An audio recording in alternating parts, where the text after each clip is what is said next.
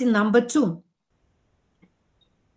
If you teach your students to create story step by step. In this template, they teach students to create characters. I edit, and now use the following pages to start creating characters. Use different items to decorate the story. Now I click slide number 2, and I see. So here the students are supposed to write who the main character is and who are other characters in the story. Then the students are pushed to write about the name, the age, if you teach your students to create story step by step, so on. In this template, so this is how they can develop the characters for the story. I edit. So this is now use Bouncy number 2 to start creating characters. Click on Bouncy number 3, it will add more details to my. Now I click slide number 2 story, and I see. So here the students are supposed to write getting started, the main character in a story, and who are other characters in the story. Now you can see that the students are Bouncy students to write about the name, brainstorming page, if you teach students to brainstorm ideas for the story and so on. In this, so this is how they can develop experiences happens for the story, the characters. So this is now use Bouncy number 2 and start creating characters. Here students on Bouncy number 3 what kind of story it will add more details on the genre of the story. Now I can they describe the activities and I see actions of the main characters are supposed to write getting and the main character done is the plot and so the setting, other characters and the happenings of the story. They can go to the 4th Bouncy. As my students have lots of work loads, so I don't use it by steps. I just taught them how to create a story, and now I suggest them doing the final presentation, my story. By the way, it is not a must to use this template. Students can create a template of their own or use some other templates from my Bouncy board. I will show you. Now look, the students are suggested to use different items like text, video, audio, images, or whatever they choose to create their story, to make it more creative. So they are suggested to create the front cover, add the title, design the cover, and add the name. Then there are some pages for the narration, and then comes the final cover, the back cover. So this is the suggestion for this year's competition. So after the students create their story, they have to share it with the teacher. So you can see all these tutorials on my weekly collection, but they can share it. They can share it by the link. They add the link to the teacher, copy the link, and then the teacher adds this collection to Bouncy boards. Now I will focus on some items, what items you can add to your Bouncy. So I have got a blank page. By the way, it is a layered page. On Bouncy, you can work with layers. So here is a frame to make your page. So there is a background which can be changed, and there is a frame to make it more appealing. By the way, you can fill the color for the frame. You can make the opacity. You can adjust the opacity. So, and now I click on the plus button, and here is a great variety of choices. You can add a text, you can add shapes, you can draw, add animation and stickers, messages. You can download web images and YouTube channels. You can upload images from your laptop and crop them. You can record a video on Bouncy, a 3-minute video, or you can take a photo. You can also add questions, and you can add a QR code to share your story. You can add it on the front cover and on the back cover. So imagine your students have done the story, and now you have to create a Bouncy board to collect all the stories. So if you read the contest requirements, you will see that there are 4 groups, age groups, or 3 age groups: K to grade 2, grade 3, grade 6, grade 7, grade 12. So you will create 3 Bouncy boards for different ages. So I come to the boards, and so you see I have got 92 boards here. If you look, I have got 2 boards for digital storytelling. If you click on this board, it is on the vehicle collection. You can choose, you can search through a great number of 49 dashboards or templates, and you can choose any template for your story. And you just click on this template and you make a copy of it. So there is also another collection here, which is teaching students how to create a story. So the ones we have done right now. So yes, and now I'm a teacher and I have to create my own Bouncy board to participate in the competition. I click on plus and I create a new board. I give it a name, for example, K2. And I will write that these are the stories created by students from primary school. Stories by students and so on. So you can write some introduction here. Then when your story is done, you have a code to share it. You have a code to share Bouncies on it. You have a link to share. You can share your Bouncy board on social media as well. And you can edit your Bouncy board. And now you have to check the settings. Comment. So no comments yet. Activity. No activity yet on the Bouncy board. And if I look at the settings, look, my Bouncy board is visible to everyone, or I can choose only visible to those who have a special domain, or it is a private Bouncy board visible only by me. Then comments, which is important. So the comments need approval. And then copyable. So I make my Bouncy board copyable, but this it is, if this one is with stories of my students, then I will not allow copies. If it is a public Bouncy board, I allow copies if I want others to make a copy. If I don't want them to make a copy, I do not allow copies.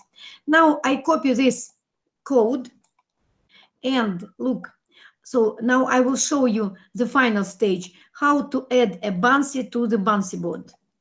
So for example, so this is the story created by my student. When I click on my student's story, I make a copy of it and then I share it to the Bouncy board.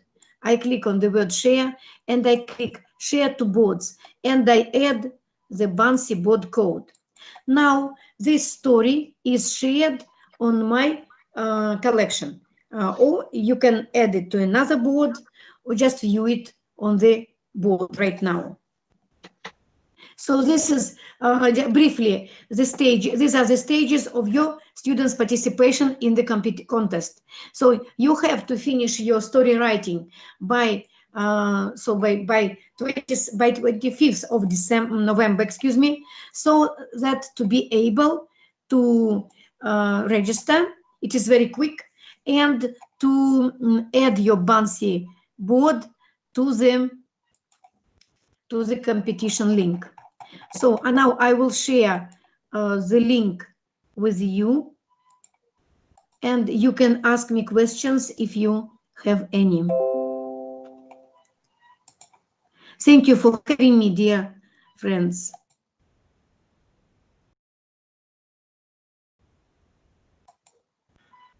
So thank you very much, Teacher Nadia. That was amazing.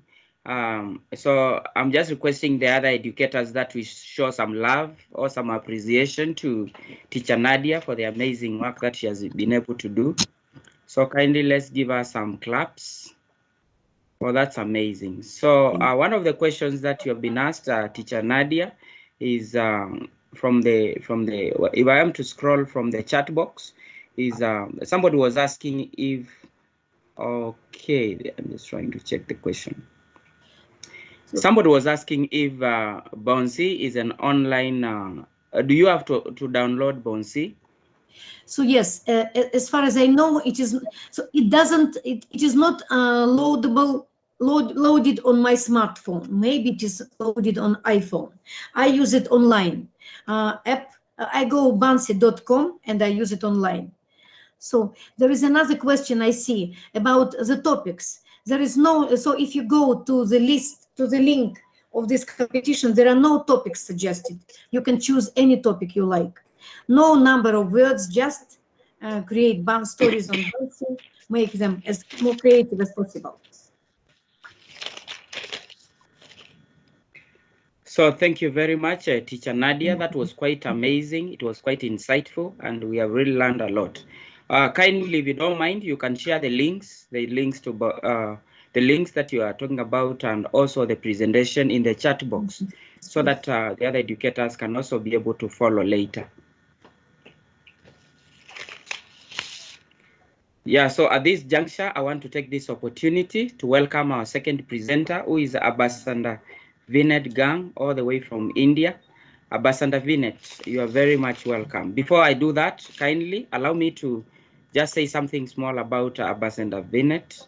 So, Ambassador Vinet is an educator from India. She's a IT aide. She's a resource person for NISET. She's also a recipient of the National Teachers Award 2019. She's also a top 50 Global Teacher Prize finalist for 2020 by Vaki Foundation. And she's also a dedicated Teacher Award 2020 by Cambridge University Press, UK.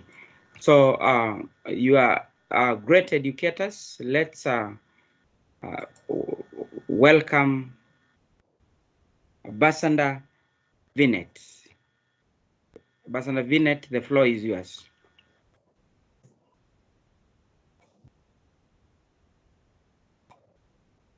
Kindly, Ambassador, you can unmute. You are on mute. Kindly unmute.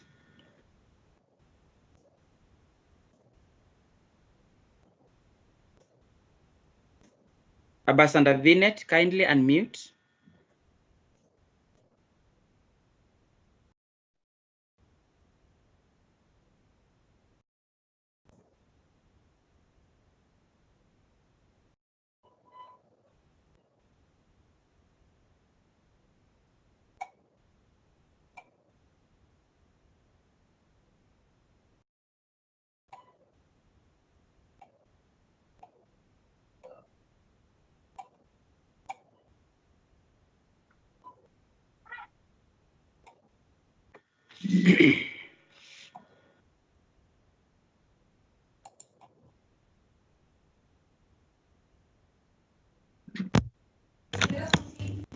Am I audible? Hello, we can hear you.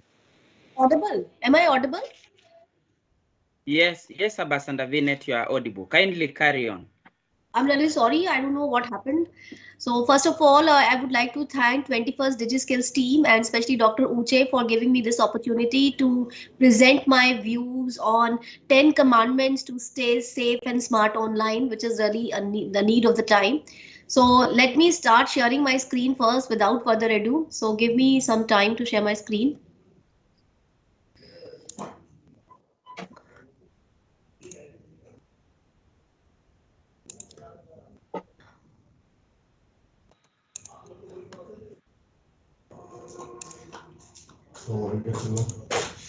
Yeah. Correct.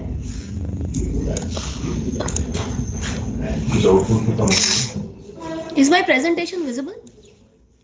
Yes, yes, it is. So I'm going to talk about today 10 commandments to stay safe and secure and smart, which is really necessary online. So let me start with the first one. So the very first commandment, one of the very important cybersecurity tips, which I must say to mitigate cyber threats like ransomware, is patching the outdated softwares. So it is very important to keep your softwares up to date.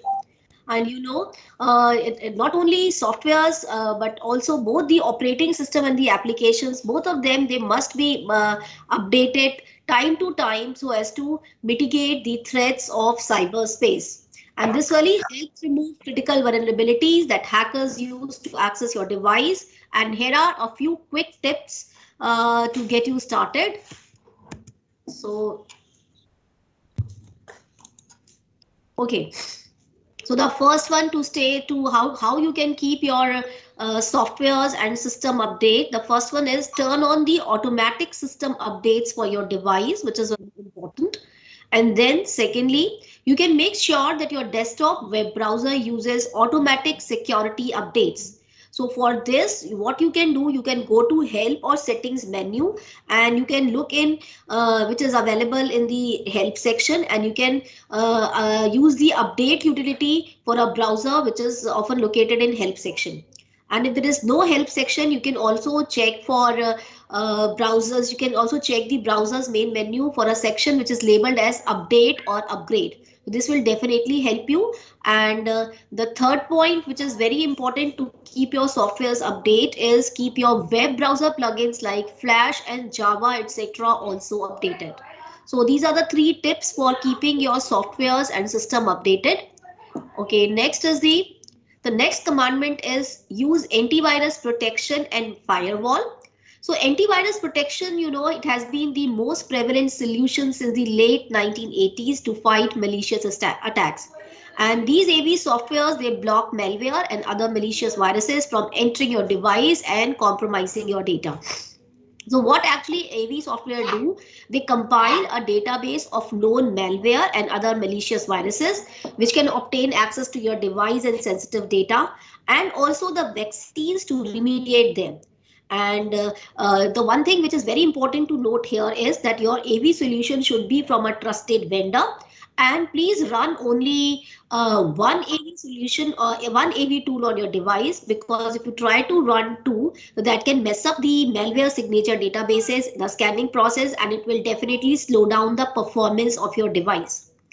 Okay, another step which you can take to prevent a hacker from accessing your sensitive files and data is to use firewall, which is available both as hardware as well as software.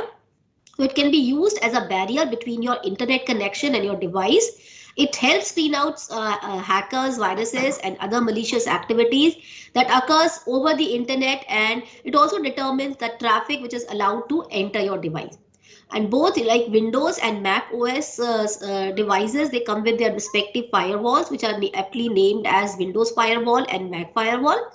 And last but not the least, it is very important that your router should also have a firewall built in to prevent attack on your network. So this will really help your system to help your system to prevent attacks, cyber attacks.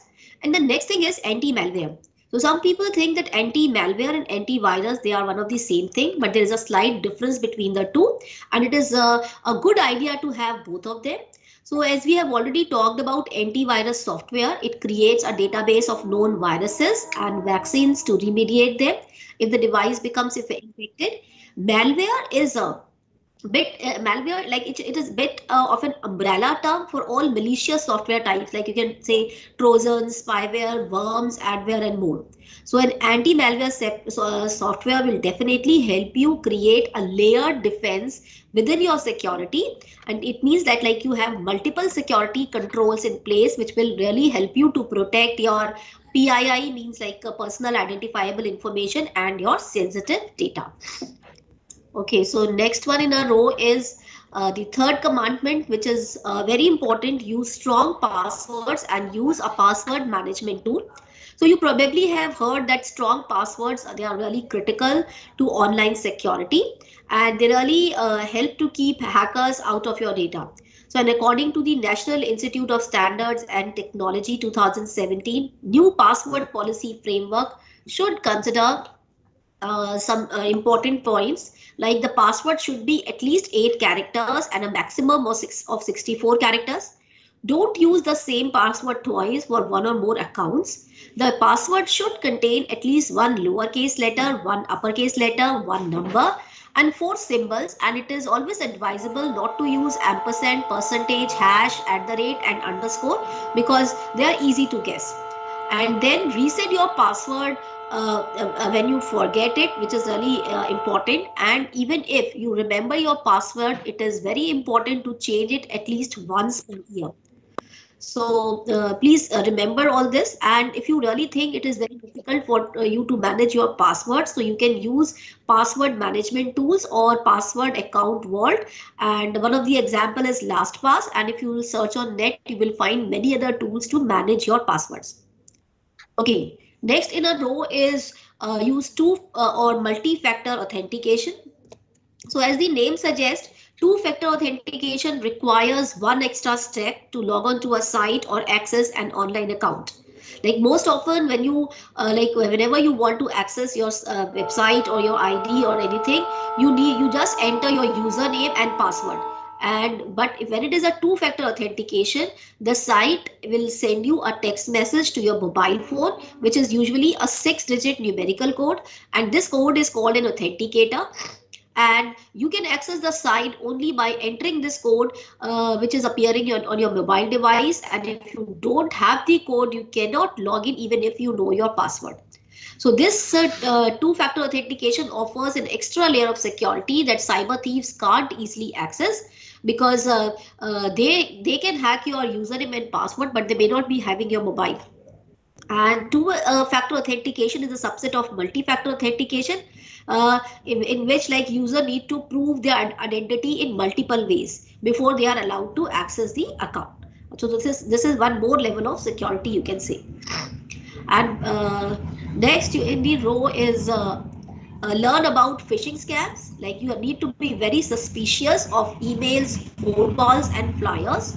So phishing attacks are what actually they are the practice of sending fraudulent communications that appear to come from a reputable source. Like the receivers, they are not able to identify whether they are receiving the mail from some hackers or they are from some original resource. So it is usually done through email, and the goal here is to steal the sensitive data like credit card and login information, or to install malware on the machine. And few important cybersecurity tips to remember about phishing spams include, please listen very carefully. The first one is that don't open any email from the people you don't know. Know which links are safe and which are not. So to do that, you must hover over a link, and when you hover over a link, you will be able to see the complete link on the left bottom side of your screen. So please check the link, because it might not be, it might be written, it might be appearing as an original link, but it might not take you to the authentic website. Then be suspicious of the email sent to you in general. Look and see where it come from, and also for grammatical errors, because the hackers, they usually make grammatical errors by sending the emails. And also one very important point to remember is that malicious link can come from friends also who have been infected. So you have to be very careful. I must say extra careful. Next in a row is protect your personal identifiable information, that is PII. So what actually is PII? It can be it includes information such as name, address, phone number, date of birth, social security number, IP address, location details, or any other physical or digital identity data. So as social media users, we often do what we tend to overshare our details, and like hackers, they usually take advantage of that. So it is always recommended that you only show the very minimum about yourself on social media, and it is advisable not to add your home address, birth date, or any other PII information, because that will definitely increase the risk of security breach. And as a social media consumer, you should regularly review your privacy settings. So please go and see like who can contact you on social media, who can see your post, who can comment on your post. So time to time, please review all your security privacy settings. And it is a very good idea to also see the settings and keep on keep on getting more awareness about them and learn more about these settings to save your data. The next thing is that it is very important to manage and clear cookies in your web browsers. So website actually, they use browser cookies to confirm a visiting user's identity, like site preferences, login status, and plugin as they browse the site. Now, without cookies, you might be prompted to enter the login credentials every time you browse through a website. So cookies, they are actually stored on locally on your device. So it becomes another way for hackers to steal your personal information. So keep on clearing the cookies time to time so that this will reduce the amount of personal information on your device.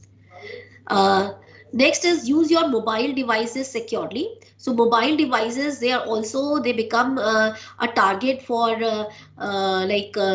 for many cyber threats. So like what are the quick tips to secure your device is like first one is the install the apps from trusted sources only, and keep your mobile device updated and avoid sending your personal identifiable information or sensitive data over text messages or emails, and also perform regular mobile backups using iCloud or enabling backup and sync from Android. Next is backup data regularly. So this is also very important, but it is usually overlooked step in personal online security. So I will tell you the most effective rule to backup your data, and it is 3-2-1 backup rule. So in this rule, you need to essentially keep 3 copies of your data on 2 different types of media, and this can be local and external hard drive, and then 1 copy in an offsite location, which can be cloud storage. So if by chance you become a victim of ransomware or malware, so you can erase the data from your device and you can restore it from the backup. And next is the don't use public Wi-Fi. So it is also recommended that at many places at airports and your cafe houses, public Wi-Fi is available, but you know hackers frequently they visit these spots to perform Wi-Fi sniffing or other methods to steal your data. So please do not use public Wi-Fi, and if suppose you really want to use, then use a virtual private network application while accessing your sensitive data. And also you can turn on the private browsing, and please turn off the network sharing feature also, because this will because then it will become very difficult for hackers to obtain access to the data which is present on your device when you are using VPN. So these are some of the tips. And last but not the least, only purchase or browse financials on secure HTTPS sites. So it is recommended that whenever you are doing any e-commerce, using any e-commerce application, you are buying or selling something, please use a trusted website. That is, it should be an HTTPS connection, and please also look for a closed padlock lock and secure keyword in the search bar, because some of these sites, they are HTTPS but they do not provide these facilities, so it means they are not secure. So please make sure that the site is trusted, and you can also read the privacy statement of the site, which is given on the site itself. So you can go through the privacy statement to ensure that you are comfortable with the company's private practices. And you can also use the private browsing or incognito mode when you are surfing the web. So this will really help you to minimize your trails of online activities. So I must say at the end that as we grow more dependent upon technology, we need to develop better online security defenses. And these 10 habits, they will definitely help you to recognize and counter threats to your digital safety and make you less vulnerable to cyber attacks. So with this, I will end my presentations. I hope I have not taken much time. So let me unshare my screen. Yeah, so thank you very much, Vineta, Ambassador Vineta. Thank you very much, Ambassador Vineta. That was quite educative. I've learned a lot. I personally have learned so much that I was not knowing, and we really appreciate you for the great work that you've done. So thank you very much, and we are hoping that we are going to start practicing what you have taught us. Thank you so much. We want to move to our next presenter, and I'm kindly requesting the other presenters. I'm being reminded that by the organizers that for the rest of the presenters, we make sure that we are very much time conscious. We need to make sure that we use exactly 10 minutes, although I know sometimes we might have a spillover of around 1 or 2 minutes. So let's try as much as possible to stick to the time. Otherwise, thank you very much, Vineta. and I'm so much happy about your presentation. I'm so happy with your presentation. So next, I want us to go to our next presenter, a very great educator all the way from South Africa. I want to take this opportunity to invite Ambassador Ismail Selo, all the way from South Africa. Just want to give you a brief intro about this great educator from South Africa. So I'm talking about Ambassador Ismail Selo. Ambassador Ismail Selo is, just a minute, I'm trying to share that so that you can be able to see the face. It's very important that you see the face of the person that I'm talking about. So this is the great gentleman I'm talking about. So Ambassador Malebese Ismail Selo is an ICT champion and chairperson and a teacher, and is from Limpopo in province in South Africa. He has a national teaching award winner at the Capricorn district. Is currently a facilitator at Bella Matrix ICT Foundation. Is also a co-creator and facilitator of the online teaching and learning academy with the support of Open Education for a Better World. He's also an agent at Landau School in the Caucasus region. So at this juncture, allow me to take this opportunity to welcome this great educator from South Africa. Welcome, Ismail.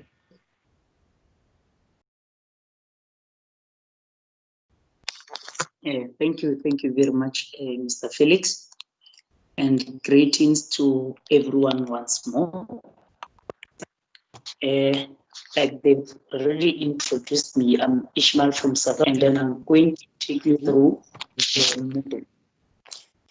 Now, first of all, before I can start, you're not very clear, so long. Okay. I don't know what I was saying. Right. Okay.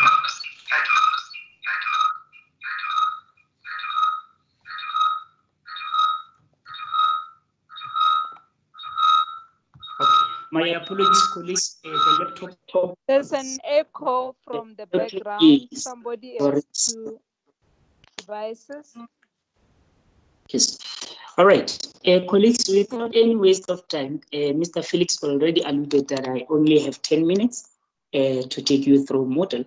So all I can say is that there is actually a lot that I wanted to share with you about Moodle, but then because of the time constraint, I'm just going to emphasize on the key things, and then the rest of the other stuff, if you still want to know, still hook with me up, and then I'll take you through it.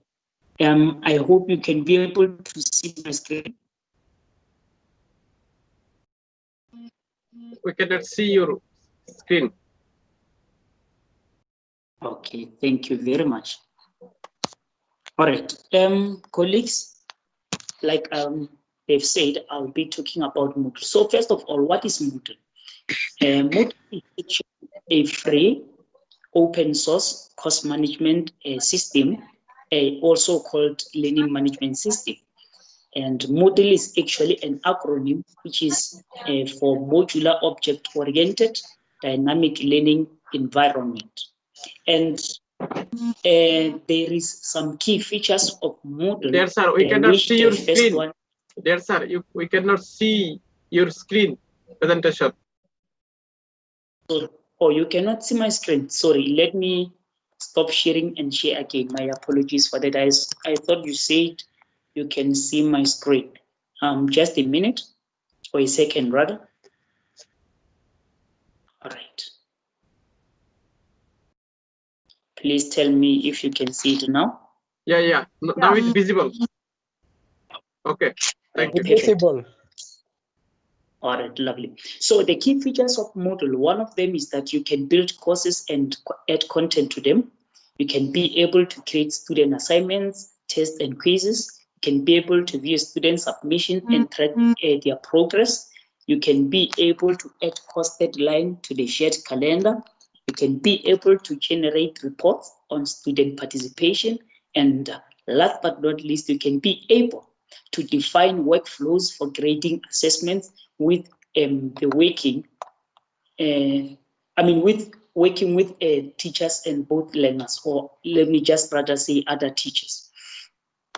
Now, with Moodle, there was a question recently about Bouncy, if do you have to download it or is it online? So with Moodle, you need to download it first of all. And then for you to download Moodle, you can just go to the net and type Moodle, and then you'll get the version. The latest version currently is 3.11. So you can go there and search Moodle and download it for PC, or you can alternatively use the link that I used here, but this one was for 3.6, of which after this it was 3.10, and currently we've got 3.11, which is the latest version. Now, when you install, after you downloaded the software or app, when you install it, you'll just have to go through this step. Step number one, you'll have to select the language. After selecting the language, it will say set up Bitnami Moodle stack, and then it says welcome. You need to click next. After clicking next, you'll get the second screen on the left, which is for you to create the account. And then with creating the account, it will require the following details. It will first require your real name. It will require your email address and your username. And then the password, and also the password. So on the real name, that's where you put in your name, and then you put in your email address. On the login, you put in you can, like I said here, you can put in your name and your surname as your login details, just so that you cannot forget them. After you put in your information, you'll have to click next, and then it will take you to this side where you need to put in the site name. The site name is the name that will appear on your Moodle account. And then after that, you click next again. It will take you to the screen on the right, and then you'll have to uncheck here. There is a tick that it comes by default. You have to uncheck there. And then from here, you click next again, and then you click next again, and then you will start downloading. Installing, so sorry to say that. So you'll wait for it to install. And then one other thing that I wanted to show you is that whenever you want to install Moodle, it's very much crucial that sometimes you switch on your antivirus, because when antivirus is on, it sometimes takes longer than expected to be able to install it. So if you can switch on your antivirus, and then you'll fast track the whole process.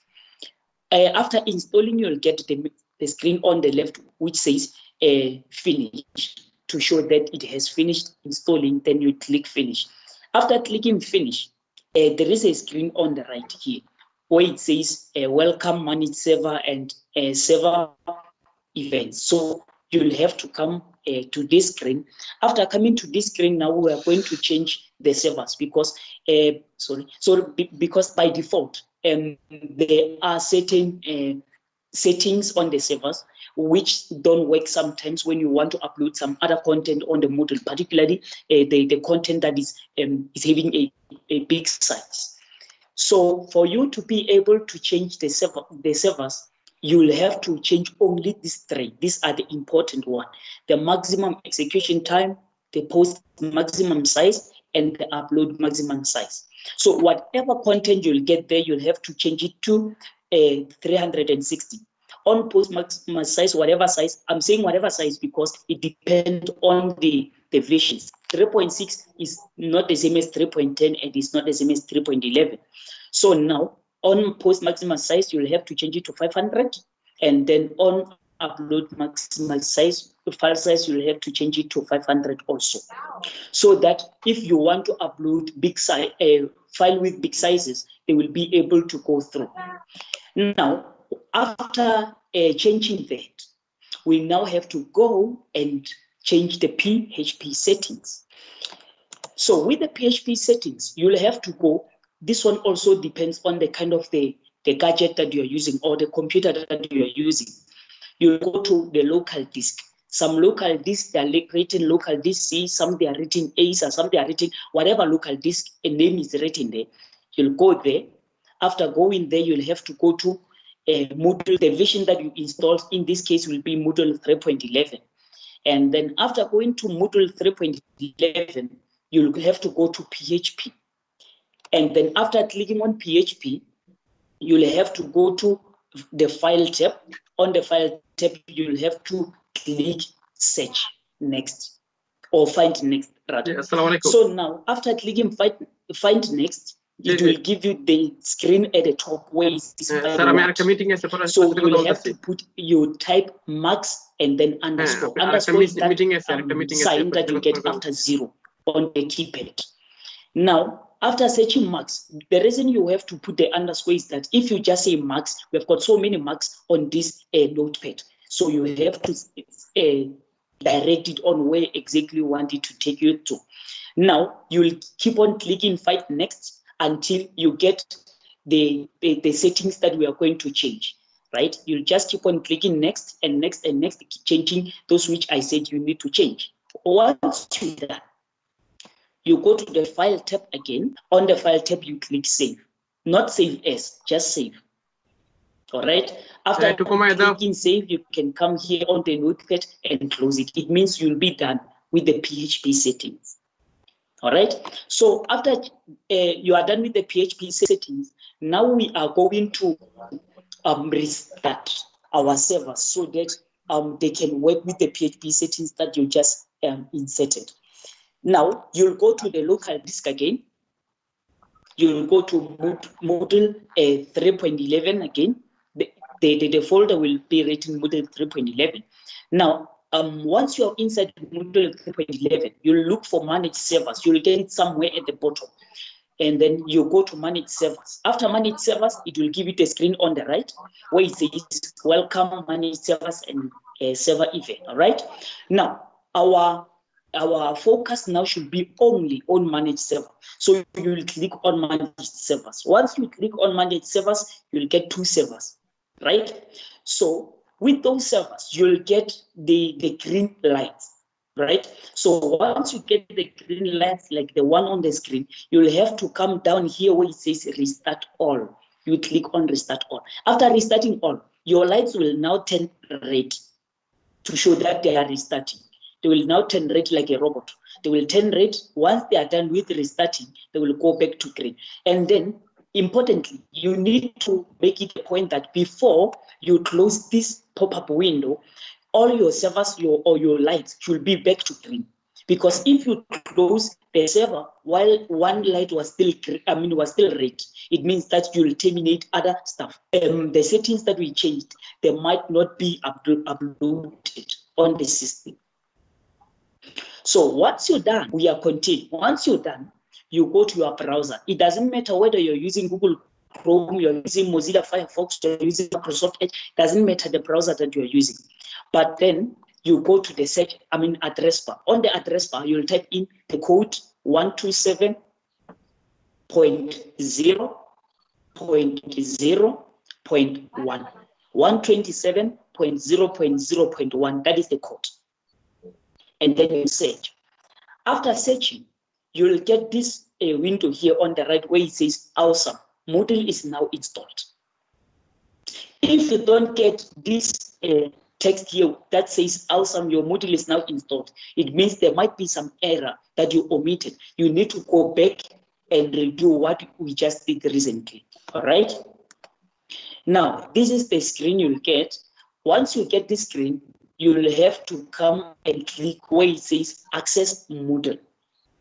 Now we want to access it because we have created the account, we have changed the settings, and then now we want to access the account. So once you click on Access Account, it will now require your username and your password. Remember, the username is the one that you wrote back then when you were creating the account. So you'll put in that username and the password. And one thing also important is that if you forget your password or your username, there is no way you can retrieve it. I know there is a point where it says forgotten your username or password, but once Moodle won't retrieve your password, you'll have to uninstall the whole program and install it again.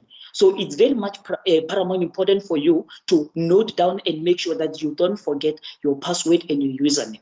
Or let me rather just say your login credentials. So now, after you logged in, now we are going to learn how to upload users, because you have learners in the classroom and you want to create Moodle and then create courses for your learners, right? So now you need to learn how to upload the users on Moodle. You have to create a list on spreadsheet. Doesn't matter what type of spreadsheet, but here I use Excel. So you create a list on Excel.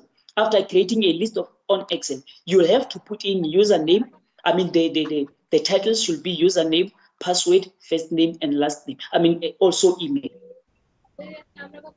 And another thing, make it a point that on the titles, there is no space with between the words, because if you have space, it will give you error when you upload it on Moodle. Also, to be on the safe side, make it a point that they are all small letters. Because if you have one which is a capital letter, it will also give you some problems. So it's very much important that you leave it as small letters, and then you put in your name. You can generate as the username that you prefer.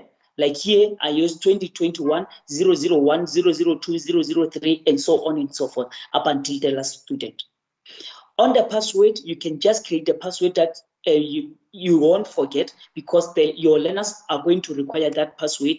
They are going to be required a password for them to log in. And then on the name, you can put in the name and the surname of the learners. And I mean, the names of the learners and the last name, it will be the surname of the learners and the email address. And on the email address, make sure that you put in the right email so that the learners will be able to use the email when they access the Moodle.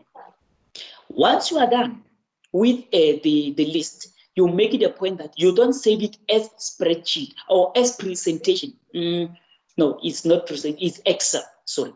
You don't save it as normal Excel type, but you rather change the type to CSV. You'll get the CSV, you just click the drop down arrow on the saving type, you'll get CSV, right? You save it as CSV. Why do you have to save it as CSV? Because if you save it as any other type, you won't be able to upload it on Moodle. So it's very much paramount important that you save it as CSV. So now, once you click save, it will give you this dialog box to say, do you want to keep using this format? And you just click yes, because once you click no, it will take you back. Now, we are going to upload our users that we generated on spreadsheet. For you to upload them, you need to, remember you logged in, you need to go to the dashboard. Once you are on the dashboard, you go to site administration. Once you are on site administration, you go to users. Once you are on users, you go to upload users. That is the last thing, right? So once you go to upload users, you have to come here and click again, sorry, here.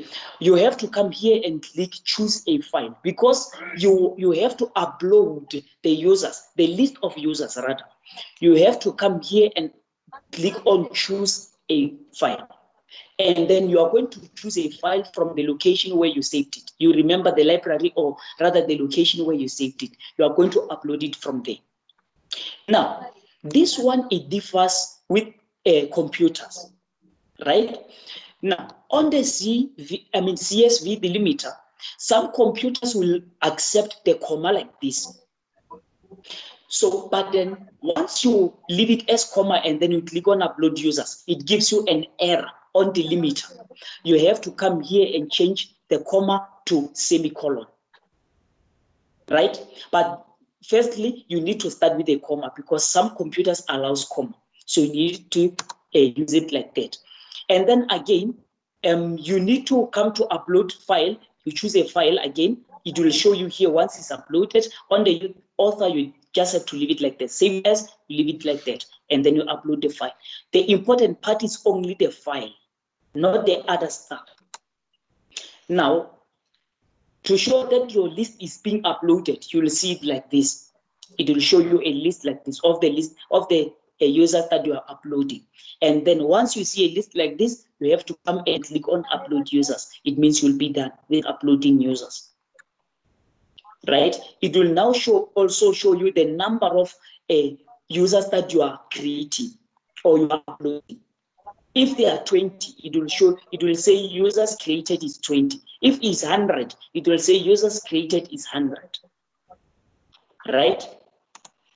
Now, you'll be done with the users. Now, you need to learn how to create a course, which is very much crucial. How to create a course. Mostly, most of the online, let me say, online courses that you take, a majority of them, they were built in using Moodle. Now, even if once you create a course, you'll see the similarities between the courses that you have taken online and the one that you are going to create for your learners, or rather your students. So for you to create a course, you need to go back to dashboard. You'll get the menu on the left. You need to go back to dashboard. Once you are on the dashboard, you need to go to site administration. Once you are on site administration, you need to click on courses. Once you are on courses, you need to click on manage courses and categories. All right? Now, once you click on manage courses and categories, it will give you the screen that you see here. You need to click on create new category, and then you rename the category. After renaming the category, you need to click at the bottom. You'll see save and display. Sorry, it's not here on the screen. You will see save and display. We click it, and then now here where it says miscellaneous, you will see the name of the course that you just created. And then you will now create the course. This was the category. This is now the course. With the category, you can simply say senior phase or FET phase, doesn't matter. Whichever category you prefer. Now the course will be the name of the course. Right? You will then now come and create the course. You'll follow. It will require the full name of the course. You'll put it there and the short name. And where you see exclamation mark, it means that they are very crucial, they are very important, and then you cannot continue without putting anything there. So, but then where you see question mark, it means that it's just it's upon you to put something if you want to. It's not a must. So you'll put in the course name and the short name. After that, you'll come here and enroll users. The users that you have uploaded, and now you'll enroll them to the course. What is the difference between uploading users and enrolling users? In uploading users was uploading users to your Moodle account so that all your students will be there. But with the course, you find that some students, they're doing English, some they are doing another language. You'll have to come here and enroll them to that particular course. It doesn't necessarily mean that all the learners will have the access to the course, only those which you enrolled. With plugins, I will just be faster because time is no longer in my side. With the plugins, you need to upload the plugins. For you to upload the plugins, you need to go to dashboard again. Remember, every action you take, you need to first go back to the dashboard. Then you come back to wherever you want to upload or to do that particular stuff. Now, dashboard, thereafter site administration, then plugins, and then install plugins. And then with installing plugins, there are two ways of installing plugins. It's either you install plugins from the Moodle plugins directory or you install them from the zip file. But then with the zip file, I will explain it later. Now let me dwell much on the plugins directory. Plugins directory simply means you are going to download the plugins from online, right? So you simply click where it says install plugins from the Moodle plugins directory, and then it will take you to this page. You go to browse plugins. You don't have to log in here. You only go to browse plugins, right? And then you are going to browse the plugins you want. The name of the plugins is GapFill. So you type in GapFill, you search, and then you get the GapFill plugins, then you download. After downloading the plugins, you now go back and upload them as a zip file, right? So you'll go to upload the plugins from zip file, and then you will choose the file where it's downloaded. Normally it will be in the downloads. provided you didn't change the location. You choose any location, you upload it, and then you'll be done. So this was just quick, I know, but if you need any help, or maybe you have any question, you are more than welcome to ask anything. So let me leave it from here, and then I will allow for questions. Thank you very much.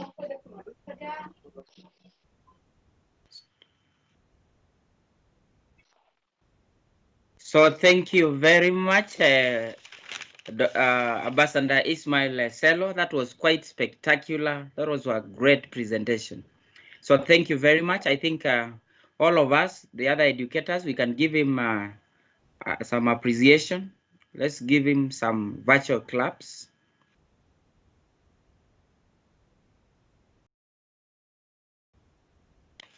Yeah, so thank you very much, Ismail. So although you really moved fast, and I'm very much new to Moodle, and I was not able to get everything that you said, but I'm going to be able to follow probably later. I'm hoping that you are going to share the slides so that those of us who are very new to Moodle, we can be able to follow, and of course, we can start making use of it. So thank you very much once again. And this juncture, allow me to invite the other presenter, who is going to be Ambassador Mishek Mutuzana, all the way from Zambia. So let's put our hands together, virtual hands together, as we welcome Ambassador Mishek Mutuzana from Zambia. Ambassador Mishek Mutuzana from Zambia. Maybe I need to give you a little bit, a little profile about him. He's an educator from Zambia. He's the current country coordinator for IAN Zambia, Field Associate World Computer Exchange for Zambia. He's also a Microsoft Innovative Educator Expert. He's a national trainer for ICT and a national examiner for computer science. He is the facilitator for IAN project and coordinates Inspire Girls project in Zambia for World Computer Exchange. So welcome, my brother Mishek Mutuzana, all the way from Zambia. The floor is yours. Thank you very much. How are you, everyone? I know without wasting much of the time, we are behind schedule. Allow me to go through what I prepared today. We are going to code using HTML. We are going to use one program that is Notepad. Let me just go straight away so that I can share the screen.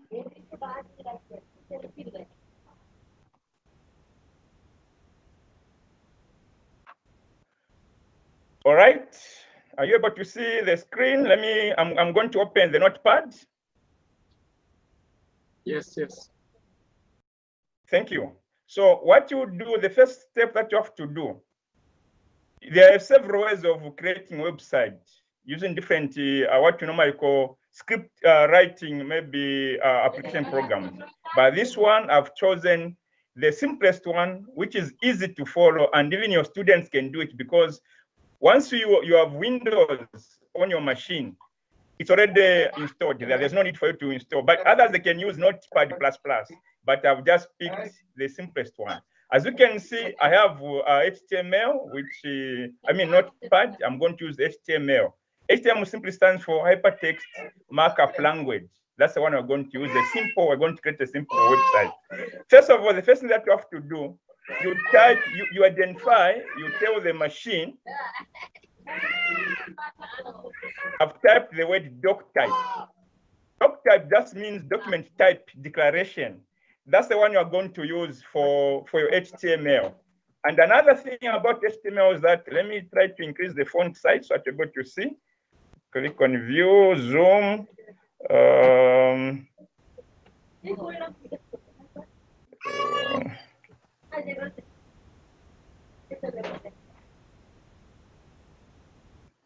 Okay, allow me to increase the font size on the HTML. So as I'm opening, as you can see, let me put that 48 so that you'll be able to see.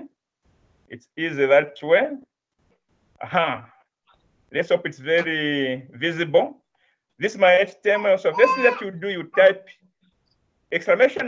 doc type HTML. You are telling the machine, the browser, that the type, it will give you the version or the type of HTML you're going to use. And every browser has got its way of actually accepting the documents that are going to create on the website. So I've declared it doc type. So in this case, I'm using the odd one, which is maybe HTML version 5 or Notepad version 5, depending what you are using. So in this case, I'll start with that one.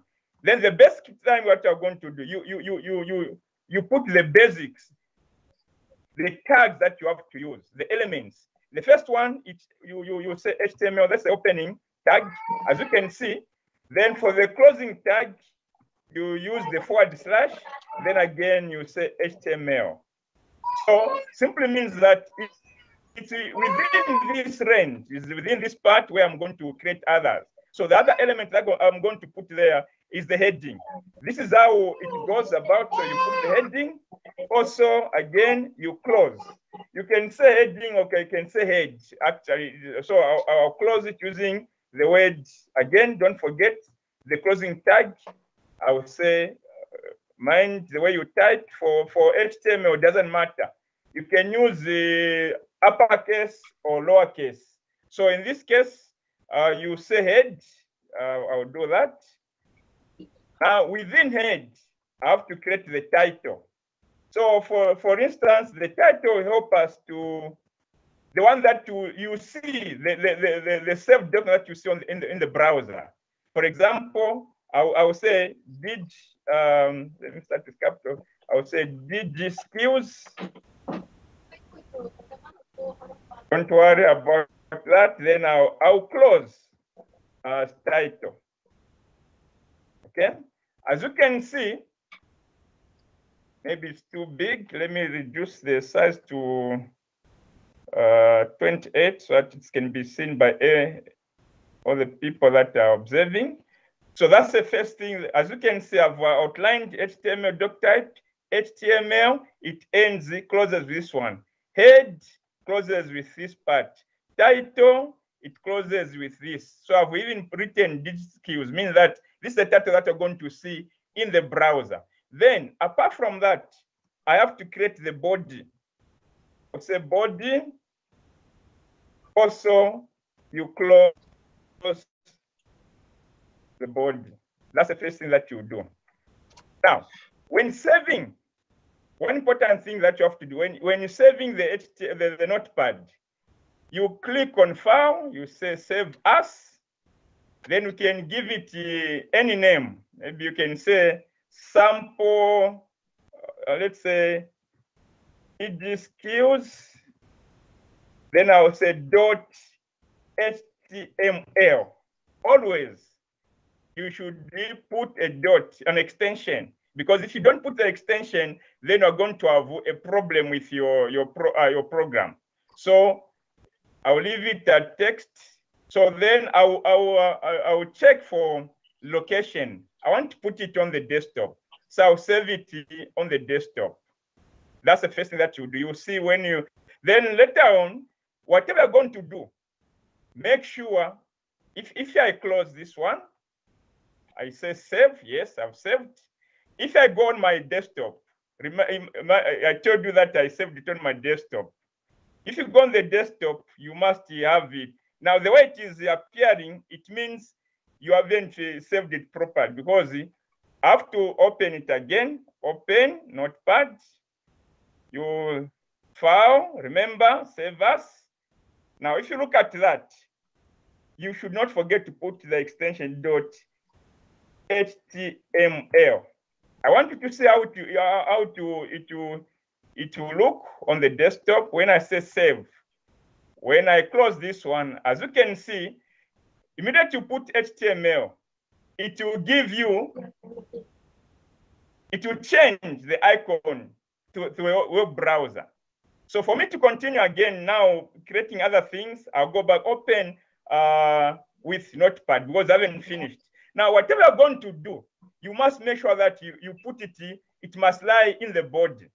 we are going to start with maybe changing the background. For example, there are rules that we have to follow. So I'll type the word body. Now you have to be very careful with the spelling, especially since we are getting, we have got Britain spelling and also American. In this case, we are going to use the American spelling. So body, we are saying background, it's BG, stands for background. Then color, I want you to see, I've written COLOR. If you write it like this, it won't be coded because we are using the American way. Then I'll say equal sign, because whatever you, I want to add color to the body of this part, everything that I'm going to have on the notepad that I'm creating. So you can give it any color. So don't forget to put it in double quotes. Everything that you put in double quotes in programming, it allows the program to read it and to save it as in memory. So for example, if I say green, then again, in this case, I won't say save as, I'll just say save. Then I'll minimize, I'll go back to this one. I will say open with. Now in this case, allow me to use I've got several, if you can see, I have several browsers, Firefox, Google Chrome, and the Internet Explorer and Microsoft Edge. So allow me to use the Google Chrome. When I click like that, you see it has changed, the background has changed to green. Then I'll go back again to Notepad. I'll go back to Notepad, this is green. And in fact, you can also use we call them X colors, hexadecimal colors. Those with the 8 or 6 characters, or depending what you're going to do. But in this case, I'm just using a simple one, using the coded one, the words that you normally use, getting your ready. Then again, I'll come back, I want to give it the name. Maybe I'll say, I'll also give it the font size. Now I want to create the name of what is going to appear on the screen. Font size, maybe let's say again, double quotes. Let me put it maybe, let's say size 20. All right, that's the font size of that. Then now, if I want again go, I can go in this, I can type everything in the same line. But just for the sake of readability, I'll say I would have to give it the name of the, remember, we have got font name. In this case, we use its face. So in this case, to be called font face. So the font face that I'm going to use, you can use any other font face that is there in the computer that you might use in different programs. So allow me maybe to use the word Vedana. Okay, you can use Arial Black. You can use maybe Times New Roman. That's the first thing that I've done. I've done that. Also, allow me to put also color, the color of the words. Remember, I will say color, equal sign, double quotes. The color, maybe in this case, I will say red. Now, what am I typing? I want the name. For example, I will put in capital letters DG skills. Then I'll close. I'll say font. Allow me to do this font.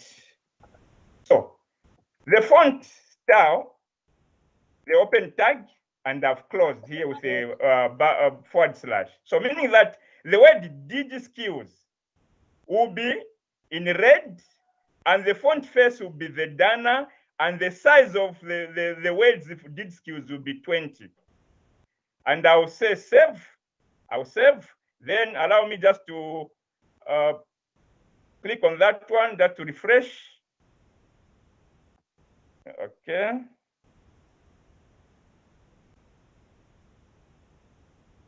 It's under body.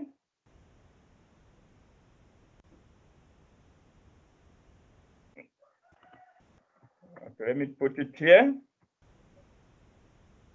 So I'll save it. I'll save. Okay.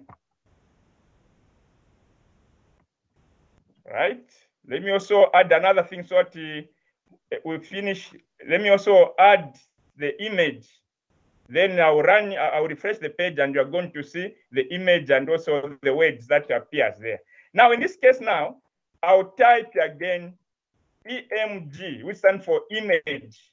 Now for image, we have to look for the image. CRC stands for source. Why are we looking for a source? Now in this case, When you are doing the web page, I forgot to tell you in the opening remarks that you need, first of all, you create a folder on the desktop. Let me create a folder. I will say sample. I can give it a name like that. Then I'll put the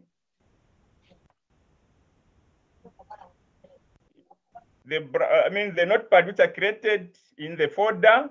Also allow me to put also some images, because they must be in one folder.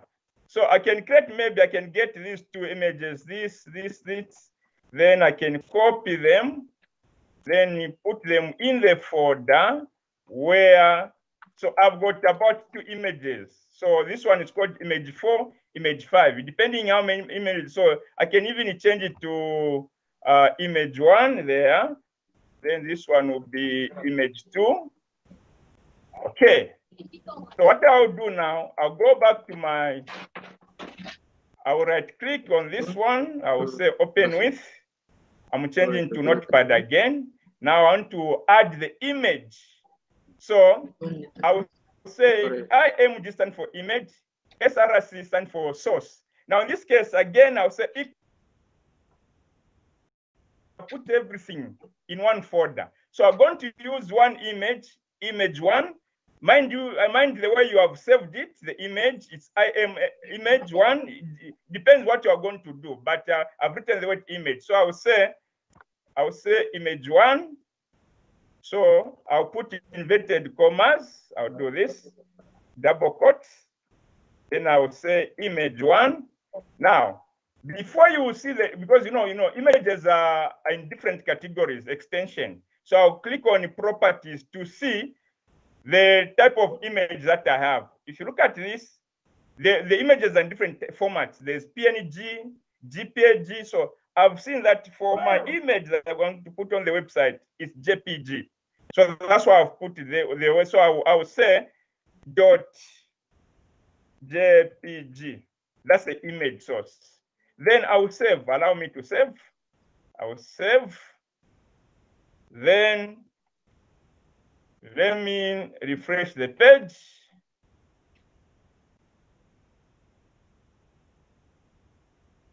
Is everyone there? Okay. I'll save. Then go back to my sample. I will say open with.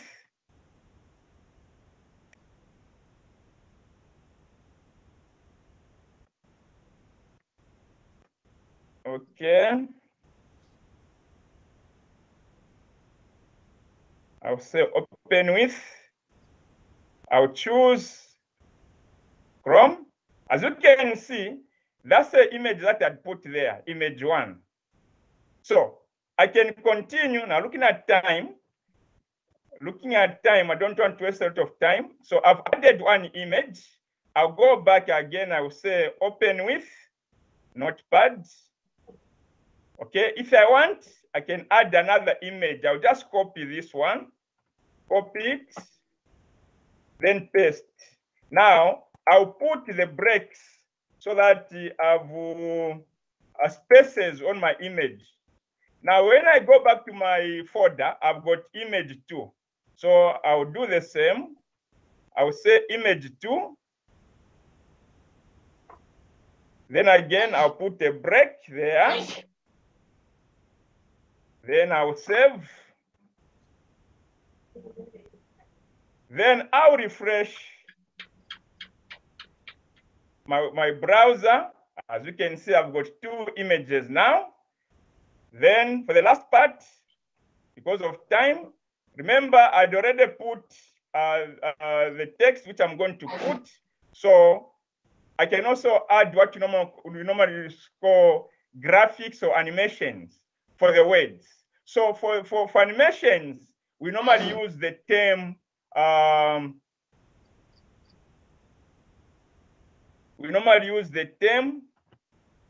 let me put this one back here. We normally use the term mark you. If I say mark you, okay, mind the way you write. So it's Q there, mark you. Then why am I using mark you? This is the tag that we normally use in terms of changing the graphics, the movement of the words. So I can tell the computer the behavior of the words that I want to have. I say MQ behavior. Maybe, for instance, I can say scroll. I will write the word scroll there. Then again, I say direction. I tell the computer that I want it to be maybe to be moving up. I'll do the same. I will say up. Now, what are we going to write under here? I will say maybe welcome to DG Skills. Then I close. I'll close using the word again, MQ.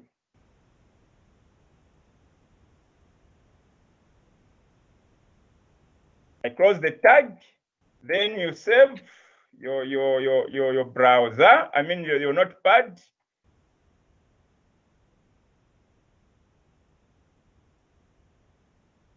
Okay. Right. So after everything has been done, you save, file, save. Okay. You can even say open with now. Again, Google Chrome. Okay. Now, as you can see, I have the words. This skills was in red.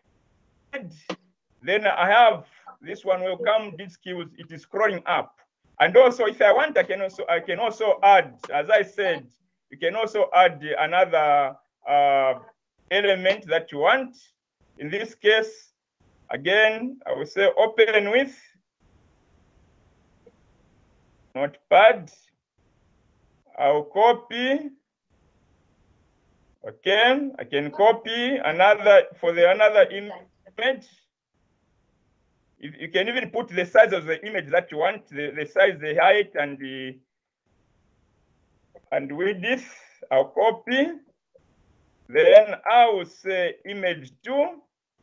Look at the images that you have in the browser. So I've got image 2. This is the one that will appear. Then you save. After you save, as you can see, that's how you go about when creating a web page, a website using HTML. Thank you very much. I'm looking at time. Later on, if there are people want to know more, we can collaborate. I'll share the notes so that people will be able to practice. Thank you very much for giving me this chance of explaining how to create a simple coding using HTML. Thank you very much.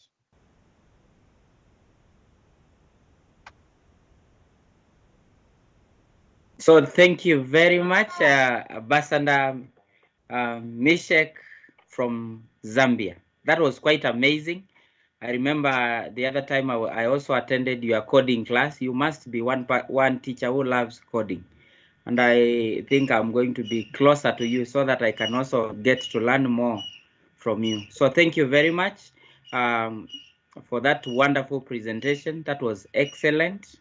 And I'm hoping that the rest of the educators have also benefited the same way I've benefited. So at this juncture, allow me to hand over the program to Ismail so that he can be able to carry on from there. So back to you, Ismail. Thank you very much, Mr. Felix. Colleagues, I hope you are definitely grabbing a lot of things and you are learning a lot from this session because it's very much informative. Continuing with our program, now we go to the next speaker, and the next speaker is from India and is Preeti. I'm trying to share my screen from this side. Okay, I'm trying to do this. Hello all. This is Preeti from India. Due to some unavoidable circumstances, I am. Yeah, continue, Ashmael. First, you please continue. Yeah. Okay, thank you. Yeah, and my apologies for your internet connectivity problems. I'm just going to share your bio just for a moment, and then you'll take over from there. Yeah, my screen is coming up now. Please tell me if you can be able to see it. But apart from that, let me just continue. Ambassador Priti Putela is from India, and she is the senior educator and administrator of a VGS. She is All India Educator Forum resource person. She is a Microsoft certified educator. She is a Microsoft Innovative Educator Expert for 2019-2022, or from 2019 to 2022. She's also a Microsoft Fellow from 2021 to 2022. She's a 21st Digital Skills Global Ambassador. She's an ambassador at Wiklet and also at Bouncy. She's an adult education leader, adult creative education level 1 and 2. She's also, among others, a recipient of a Savitribai, a Paul Saman 2021 and Global Cardiac Peace Award 21, as well as a AKS Global Teacher Award 2018, amongst others. So, Madam Priti Putela, the stage is now yours. Thank you, Ishmael. Thank you so much for the introduction. Hello to all. Namaste from India. I'm Priti Putela. Due to some unavoidable circumstances, I am right now traveling. But I did not want to miss the event, and I'm talking to you while I'm on my way to my home. I'm so glad that I am able to join from my mobile, and I have attended wonderful sessions. I have learned so much today. Want to share with you a little about Teams that I have been using throughout the pandemic, how useful it has been for educators. There would be some limitations while I share my screen on the phone. Please excuse me. So while we were in the pandemic, we've never, felt the need of, yes, we are missing our classroom, or we are missing our, can you see my screen? No, we cannot see your screen. Are you able to? We cannot see your screen now. Yes, sir. Yeah. Now. Yeah. So it was never that, the Teams has really worked like a organizer for us, where we could share our reference material for our students, and where the teachers could store the question papers, the answer schemes were put there, the question papers were put, and then the answer sheets deposited. So it was a wonderful, wonderful tool for all of us. Let me take you what we call our staff room. I'm going to take you to our digital staff room. So it is like class 9 and 10. It is our secondary wing that I'm going to take you. Let me see if I'm going to I'm able to open it. Okay. The speaker is breaking. Yes, like whatever the forms were, like we were able to post the link so that the students, teachers could get access to it. And that we can say that we never thought that, yes, the teachers are facing the problem of meeting, of showing the stuff. Everything was possible to show. Okay, let me take you to my classroom. Am I still sharing my screen or is it gone? You're not sharing, ma'am. Again, share. Okay. I'll share once again, please.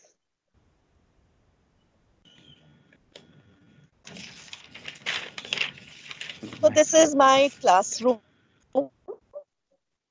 The class material you can see here. Here, the children's result is posted in the class material. They cannot do any changes to it. So it is here for reference that the result has been posted. So they were able to see that. So it was a good thing, like how to post things to them individually. It was for them, for the parents to look at it. So different, the question paper, everything was easily accessible to the students while on the Teams portal. So it was like, you can call it their library, their classroom, the teacher's staff room, everything was visible through this portal. And Microsoft has given us many apps that we have been using. It's the extended app, the Wakelet, where the children have been able to collaborate and, they have been able to share and their ideas. They have been able to do their projects amongst the group, individual projects. All were great tools for us. So like important links also, the children lose away that where was the link. So we made one Excel sheet wherein we stored all the important links which the students would need in future for the reference. So the links were there, so they could easily go straight away to the website where they could get the reference materials that they had to study. Again, screen share, ma'am. The MCQs, test, whatever that I'm telling was being posted. Am I audible, please? Yes, you are audible, but we cannot see your screen.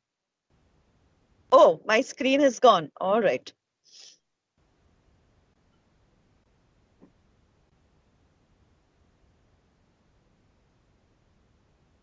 So that's what I want to tell you, that the Teams app, whether we have OneNote, whether it is the classroom, the class notebook, everything was being used, and we are very happy that we got this opportunity and this tool as one of the tools that did not deter. There were no learning gaps. The learning happened absolutely so very well that this educators and students made most of it. So you can go to your Office 365 apps and make use of each and every app available to you. Excel as a spreadsheet, and you have your OneNote, that was where the teachers were making their lesson plans also. So there were different channels to it, where the class material could be kept, where the children could refer to, where the children could collaborate, and where the teachers give their feedback as well. So timely feedbacks were given so that the students' interest is also kept in mind. So thank you. That is all that I can do in right at this moment with some limitations. Thank you. Have a nice day. Enjoy the rest of the event. Thank you once again. Thank you, Uche, for giving us this platform. Thank you.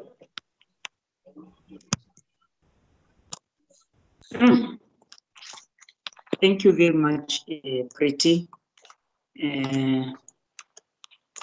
It was just unfortunate because due to the fact that you are driving and you were busy breaking at some point, your screen was busy unsharing.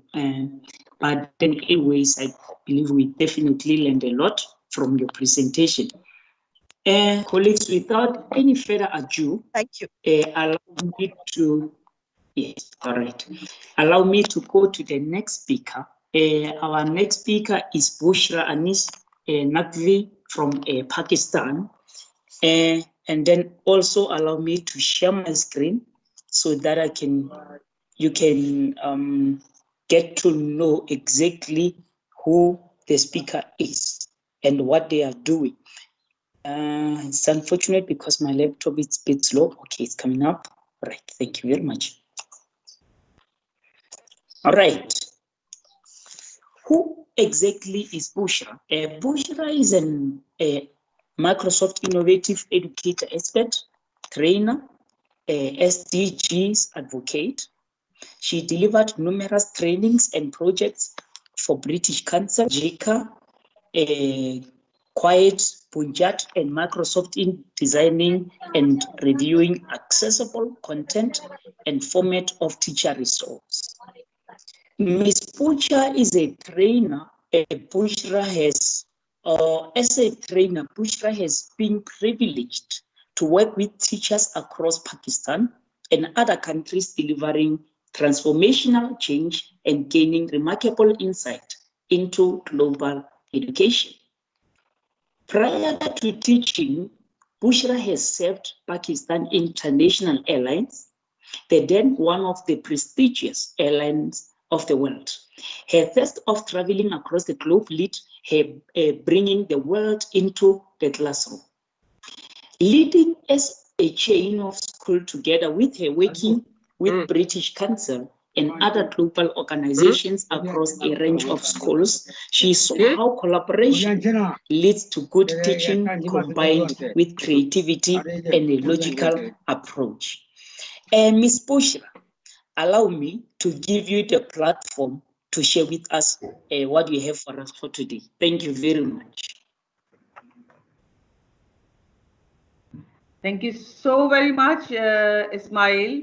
Am I audible? Very audible, loud and clear. Yes. Thank you so very much. So once again, thank you so very much, Ismail, for calling me and giving me the floor. And lest I forget, I would like to give a big thank to the whole team of this, DigiSkills and Edu-Tech program. And particularly Uche, who never hesitate to facilitate you to the extreme extent. And it's a great privilege to be here amongst you people. We are talking about DigiTools, and this is an amazing example that we are connected through this digital world. So once again, I'm Bushra Anis Naqvi. Basically, I'm an educator with an experience of 27 years. Ismail has given quite a long introduction of mine. Thank you so much once again. And we have been listening to our amazing fellow educators from across the world. Nadejda, Vinita Garg ma'am, Ismail, Mishak, Preeti. We all know each other. Even Uche, even Ismail as well, and many others from across the globe. We know each other because this digital connection has connected us in one bonding. My very term is basically, I'll be talking and discussing about the Wakelet. Most of you are familiar, but yes, we need to, each time for as educators, we know whenever we teach, we learn twice. And for us as educator, every day is a new day that we learn something new. And it is said that there is no substitute of a good teacher, but the good teachers, they'll be substituted with those who know ICT. And in the last 22 months since the pandemic has arrived, we all have seen that the survival of the fittest, those who were a bit good with the tech tools, they survived a little more comfortably rather than those who were new to it.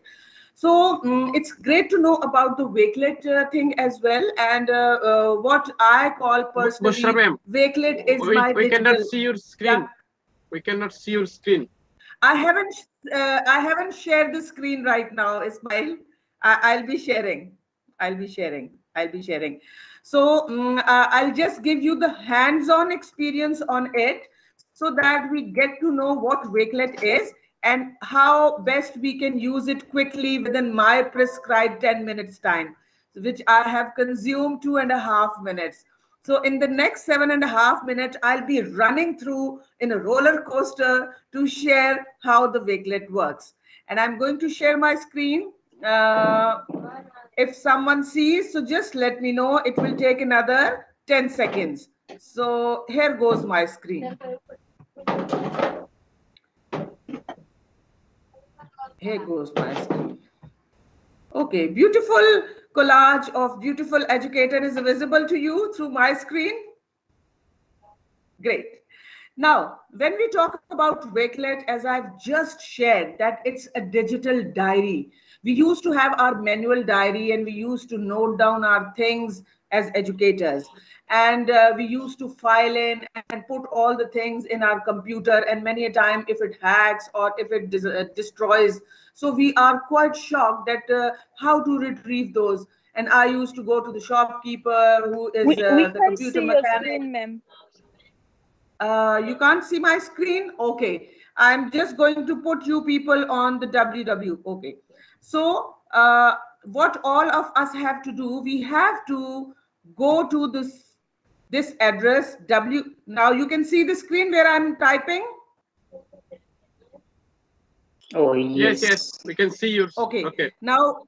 Yes, we can see it now. So we need to get a quick access. It's free, it's available online, and it's an amazing tech tool for us as educators and of course for children as well, but of course under our supervision. So what do we have to do? We need to type www.wakelet.com. So wakelet.com. It goes.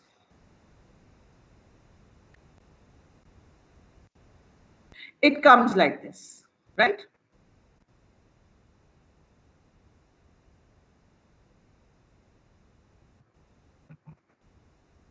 Okay, I'll write it for you once again. No. WAKELET.com. Yeah. Here you go. As I have already made my account, so it will take me to the screen of my own.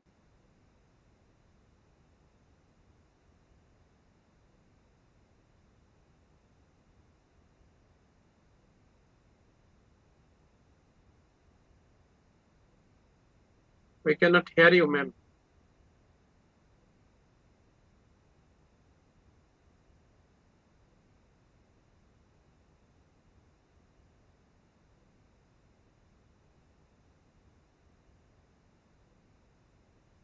I see there. Hello, Bushra ma'am. We cannot hear you.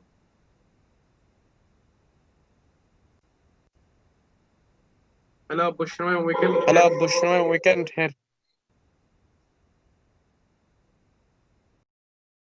I think her connectivity is giving her problems.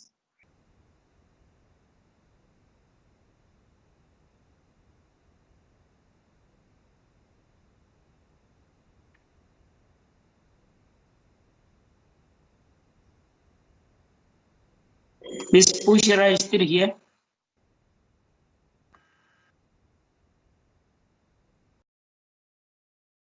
You see my screen?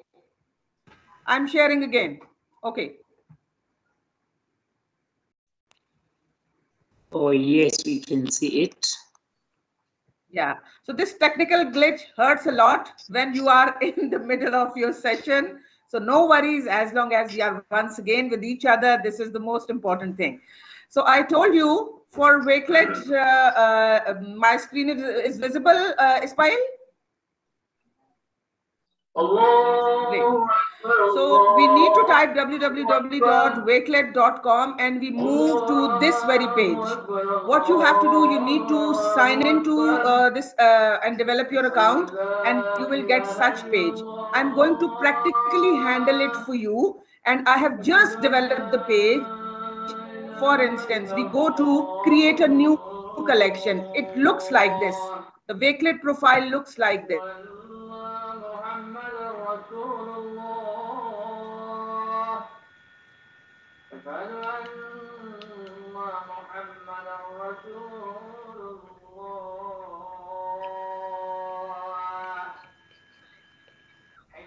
is it there?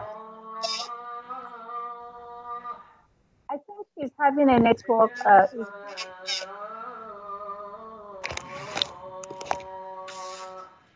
Oscar? Yeah, it's a problem. Miss Pajara still here.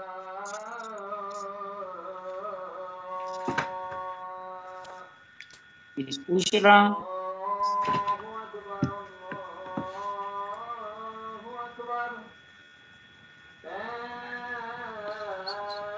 Maybe we could just move to the next speaker so that when she's back, maybe can rejoin us. Right. Miss Bushra. Okay. Miss Bushra, if you can hear me, we are moving to the next speaker because of your connectivity problems. So if you have perhaps have any notes, you can share them in the chat box. Colleagues, allow me to move to the next speaker, which is actually our last speaker, and it's Bazata Kamako Felix from Kenya. And okay, I'm trying to share my screen. Miss Bushra, okay, thank you very much. Right. Oh, taking time to share my screen. It's fine. Okay, there we go.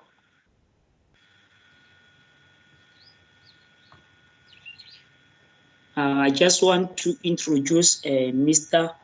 Kamakulu in just a few. All right. Who exactly is Ambassador Felix Kamaku? Felix Kamaku is a teacher at Mashuru Boys High School in Kajiado in Kenya. Mr. Felix is a Microsoft certified educator. He is a Microsoft innovative expert or trainer and fellow, a global learning mentor. He is a presenter and speaker and Edu-Tech coach. He is a 2020 Education Exchange winner in Sydney, Australia. He is a Flipgrid Students' Voice Ambassador. He is a Wakelet Ambassador. He is ambassadors to various Edu-Tech products. He is a facilitator or master trainer in Kenya.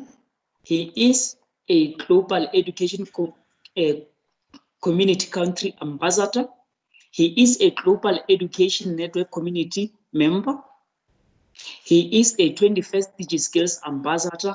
And last but not least, he is a winner of Golden Star Teacher Awards. Allow me to take this opportunity to welcome Mr. Felix. Mr. Felix, the time is yours. Thank you very much. Oh, my time is up. I'm so sorry.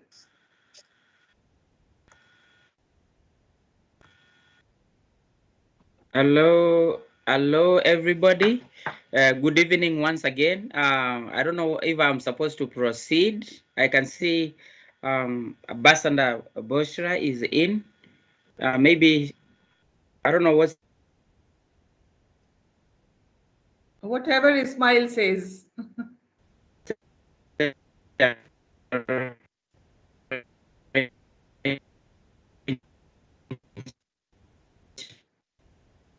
We can't hear you, speaker.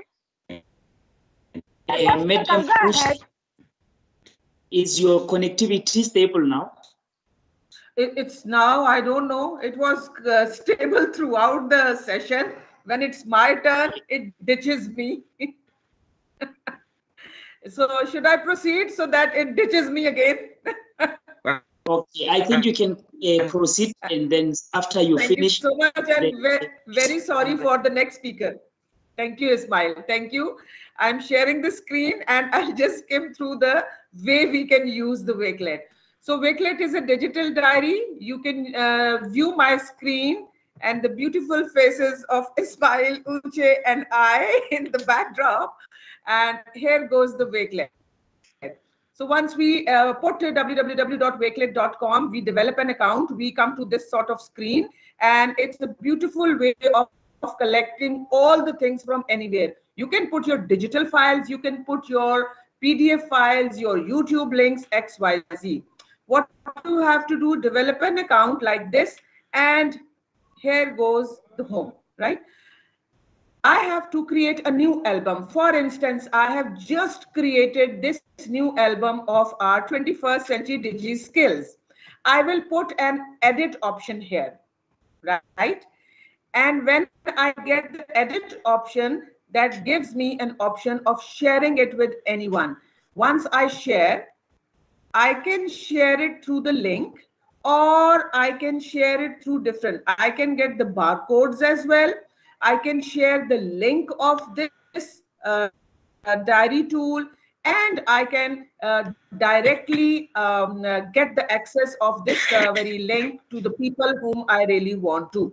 For instance, once I share, I put it done like this. And you can see in this today's collection, which I have made for Edu-Tech Tools, you can see the big poster. I put the poster in the mainstream.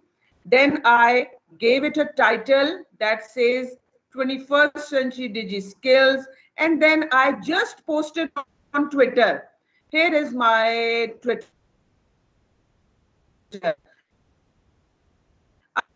The caption happening now. And here I share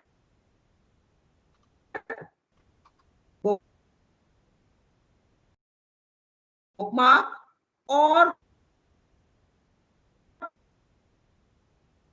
link. I again went to this thing and I put it here, and you can see it from the Twitter. So it's not about, because you know, we are surviving the big data tool. We do not know what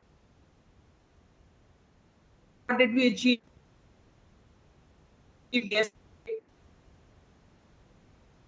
what to have. So it's a great thread for us as educators, different things, and it helps you in deriving them whenever you want. You can put your profile here, you can put everything there that is required from you. I go again and I write save and 21st century skills, save to collection, and it is saved to 21st century skills collection. So this is how we work on it. We go back and see what else we can do to it. Here is another collection.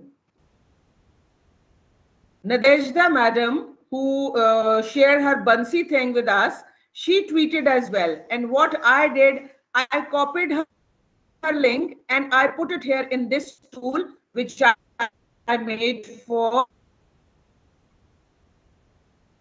21st century Edu-Tech Tools.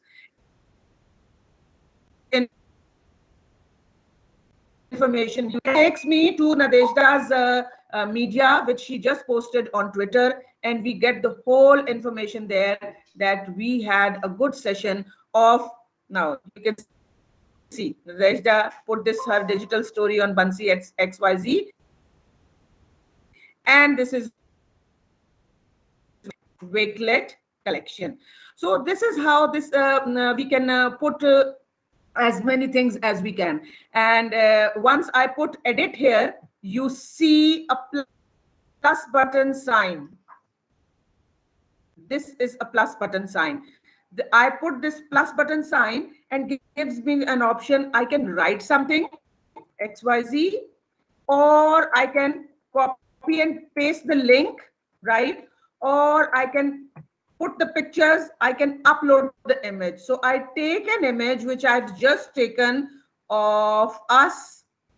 Here it goes. I have just taken this. And here it goes in my Wakelet connection. So I do not have to do so much of things every now and then. And I do done. And this is very much saved in my collection. And I see everything related to 21st century digital tools here. and it gives me an opportunity to derive and retrieve them anywhere through my mobile or through my other tools that I use for my, of course, as teaching working. So what best we can do, Uche, if we have an opportunity in the upcoming sessions, we can have separate session on hands-on experience for educators who are new, and I put my services here. And I think for today, this much is enough. I have taken enough time, and I am ready to share with my fellow educators across the globe. Thank you so very much for being so good listeners. And next time we can meet together. And Uche, thank you so very much for being so patient all the time with a big, big smile. You never hesitate to, cooperate and coordinate in your capacity. And our amazing moderators, thank you so much to you both as well. Your patience is highly appreciated. You always keep reminding, take 10 minutes, and we don't take 10 minutes. We exceed to that. So this is really bad at our end. We need to focus on that. And see you next time. I love all my global friends. Bye-bye. Thank you so much. Thank you very much. Thank you very much, Madam Bushra. Before Felix can continue, colleagues, I wanted to inform you that the link for the participation certificate will be shared in the chat box, so you can access it there. It will be shared just shortly. Felix, the stage is yours. You can continue now. Thank you.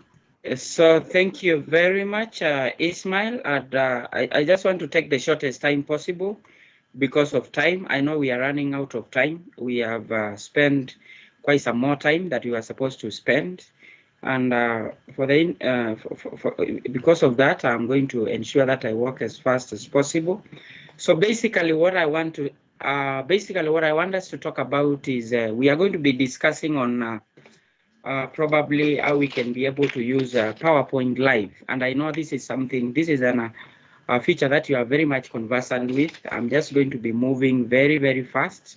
Maybe a reminder to those who have forgotten, and maybe it might be new to very few of you. And I think the essence here is learning, relearning, and unlearning. So we are learning, we are also relearning, we are also unlearning. And I think that is the essence of the collaboration that we are having.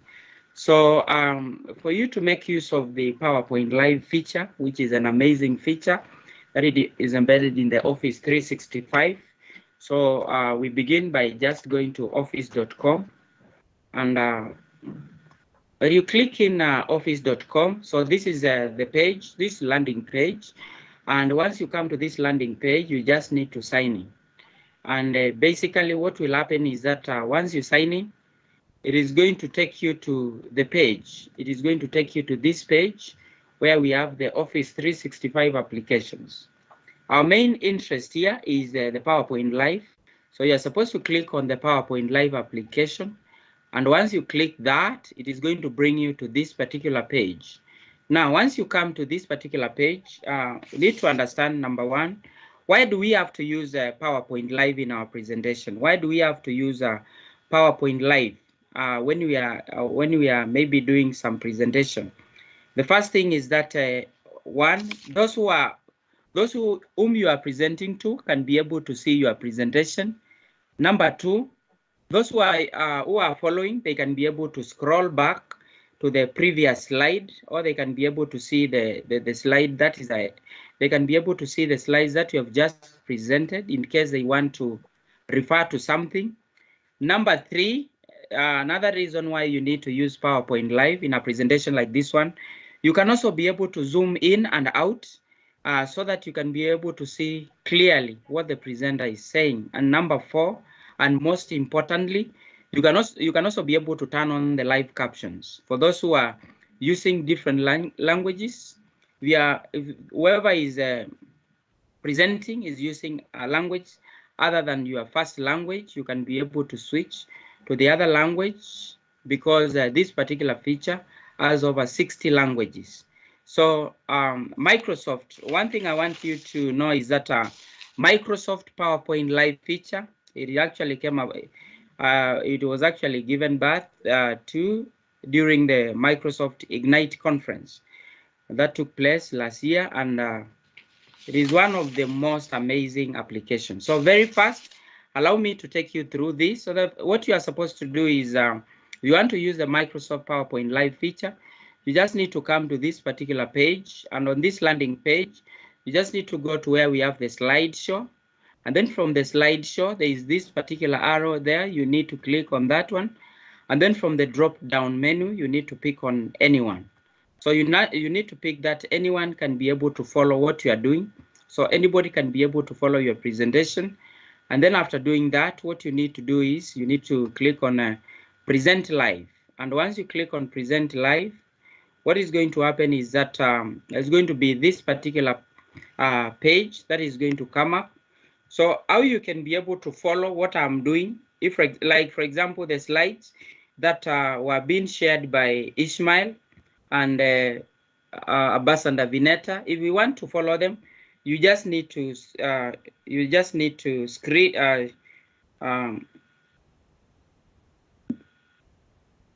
that QR code, and once you scan that QR code, of course that particular presentation is going to be transferred to your phone. It is going to be transferred to your phone, and what is going to happen is that those people who are following, they will be able to, they will be able to see what you are presenting from this particular place. You'll be able to see the number of people who have joined at this particular place. Alternatively, you can also be able to copy. There are two ways of accessing this particular presentation. Number one, you can be able to copy this particular link, like this one here. I can copy it, and I can actually be able to share it in the live chat. I can be able to share that in the live chat. So if I just share that in the live chat, just a minute. So I've already shared that in the live chat. So you can actually click on that particular link, and you will be able to follow exactly what I'm doing. So I've already shared the link in the live chat. You can have you can be able to find it there. So you can see from this particular page, one person has already joined. So essentially, why do I need to use this? Now, when I'm using this particular feature, as I've said, as I'm scrolling through the slides, just a minute. So just a minute. So I'm scrolling through the slides. You can be able to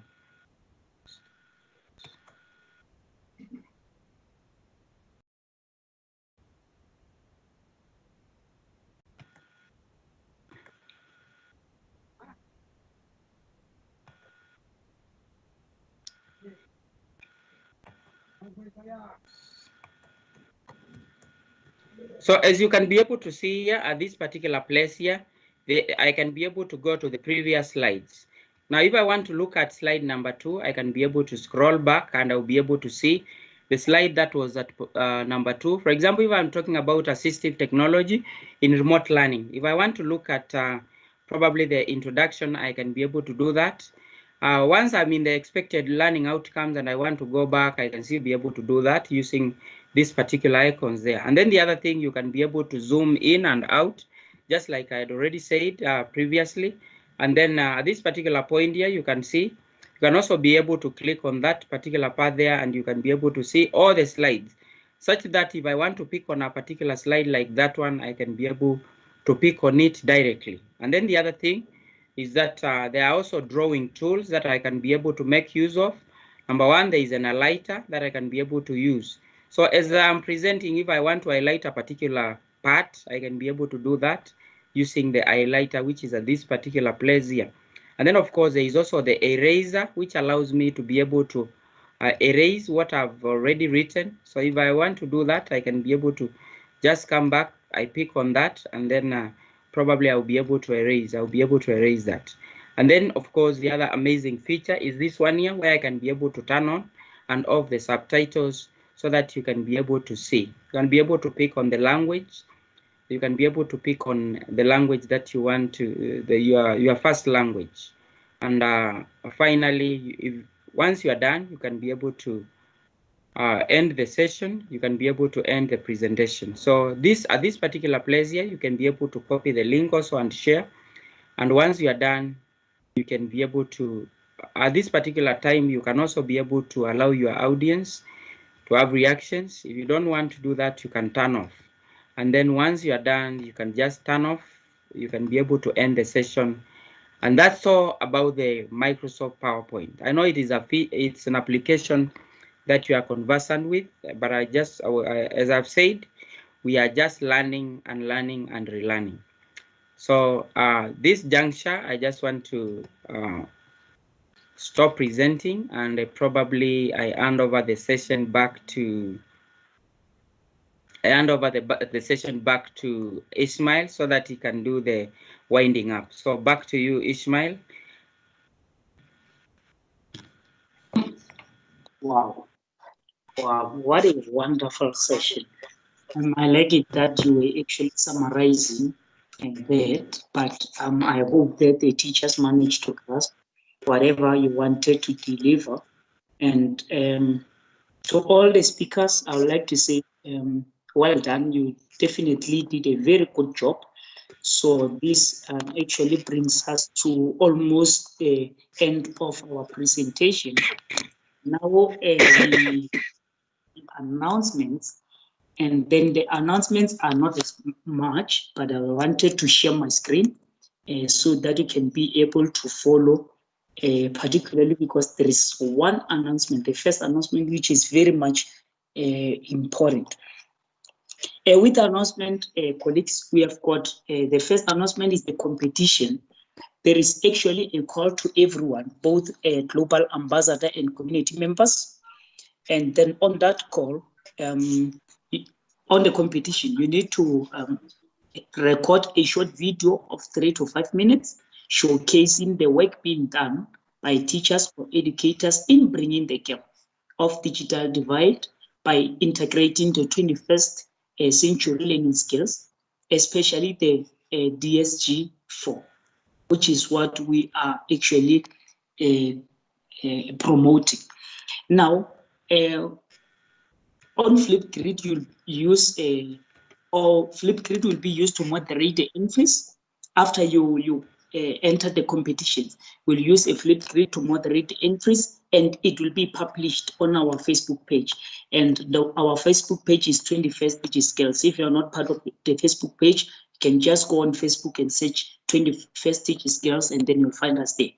And then the invitation will be open for people like their favorite projects. We'll be having a number of projects, and people will like their favorites.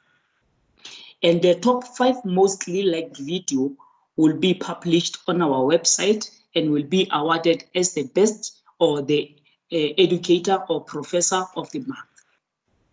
Right. There is one question which was asked by Margaret to say, can we hook her up to how the members managed to get the awards? This is one of the awards that will be accoladed after the competition. And the judging criteria is as follows. Firstly, we will check the creativity. Secondly, we'll check the originality of the work. We don't promote plagiarism. And thirdly, we'll judge on the relativeness of to the topic. And then last but not least, we'll check the apps machine, Edu-Tech tool used, etc. And then the second announcement is the next event. We have events every fourth, what do we call this? 2 weeks, right? Rather, let me just say it like that, fortnight. So our next event will be on the 27th of November at the end of this month, right? And the last announcement is the International Day of Persons with Disability, which will be on the 3rd of December. So as DigiSkills, we shall also mark that. So these are actually the announcement that I have for you. Now, allow me to go back to the program. And then on the next item, we have got the item of vote of thanks. And I would like to hand it over to Dr. Uche, one of the people who actually made this event to be possible, and then who's also a CEO and the founder of 21st DigiSkills. Dr. Uche, the time is yours for a vote of thanks. Okay, thank you so much. Am I audible now? Yes, you are audible. Yes, audible. Okay, thank you. Honestly, I really want to appreciate every one of us that have joined us today for our webinar training series. This is supposed to be hands-on, but as it is right now, we didn't have much time to walk through all the way that it's supposed to be because of the running out of time. Even I'm supposed to present a script grade, but because we've already spent much time there, I'm going to do that. That is going to be a kind of a piece apology for that because we've already wasted much of time. And because some of the speakers they had technical issues, and even my too is not stable. But then we really appreciate all your effort for being here today. I believe you've learned one or two things from the global educators. We really appreciate you for the words of knowledge that you shared with us here. Honestly, I myself, have learned a lot. I believe that you too have done the same. So it's not going to be a dull moment, just like I said earlier on, that we have a lot. It's going to be series. More is coming up, and if you're really interested to join us for this movement, what we are doing is we are trying to bridge the gap of digital by integrating the 20% and skills. Because the teachers is the engine house. Once they have these skills being, if they get acquainted with all these skills, they will improve the skills back to them and preparing the students. That's what we are doing as we are preparing them for the future ready jobs by instilling them with these basic skills that they need to live in this connected and globalized world of ours. Thank you, you guys. You speakers have spoken so well. Thank you so much for your time. We really appreciate your efforts, and for where you're joining us from, we're grateful for you to have joined our webinar series. So our next meeting is going to be on, just like the Ismail has just said. The next thing that we forgot to add there is that on 17th, International Day of Students. Of course, we're going to work one or two phases. Maybe we're going to do the second phase of this to continue. If you're interested, you can please get to us so that we'll be able